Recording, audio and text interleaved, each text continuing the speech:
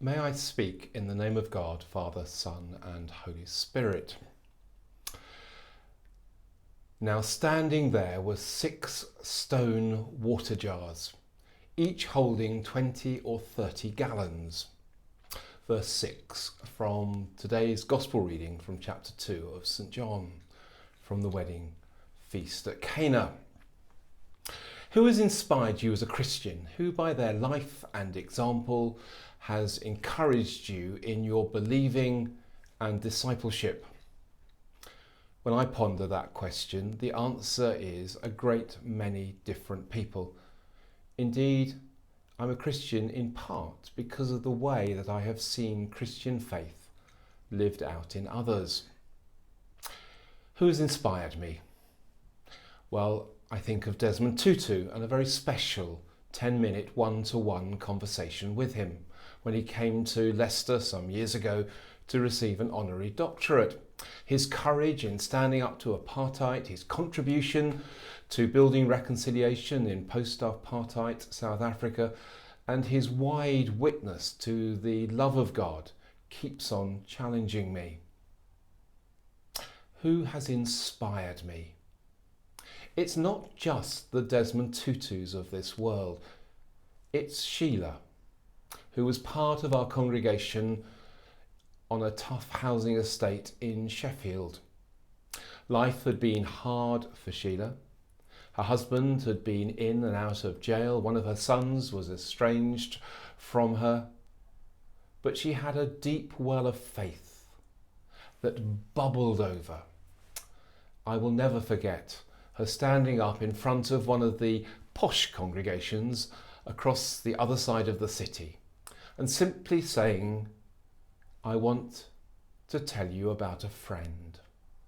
I want to speak of Jesus. And she did. Or in the same era, I think of June, who was a local Methodist on a neighbouring estate. June was on benefits and had little to call her own. Yet it was June who has probably taught me more about Christian giving than anyone else. I recall her at an ecumenical study group talking about how she did her giving.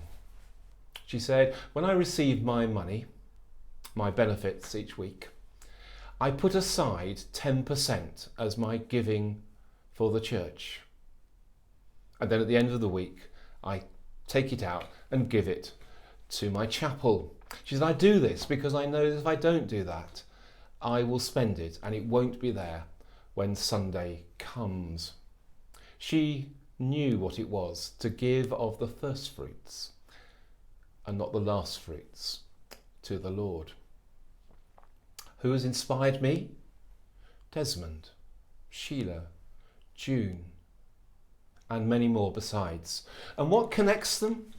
Not just their passionate faith, which for each of them is very real, but on reflection, I see that it's also that they have discovered something of the gift of abundance, of God's abundance being released through them. An abundance of courage and hope in Desmond Tutu, an abundance of trust and faithfulness in Sheila, an abundance of generosity in June. The Spirit in each of them setting them free to live life as God desires. Now standing there were 6 stone water jars, each holding 20 or 30 gallons. I still remember sitting there as a young teenager in church, doing the calculation as my vicar preached on this gospel passage.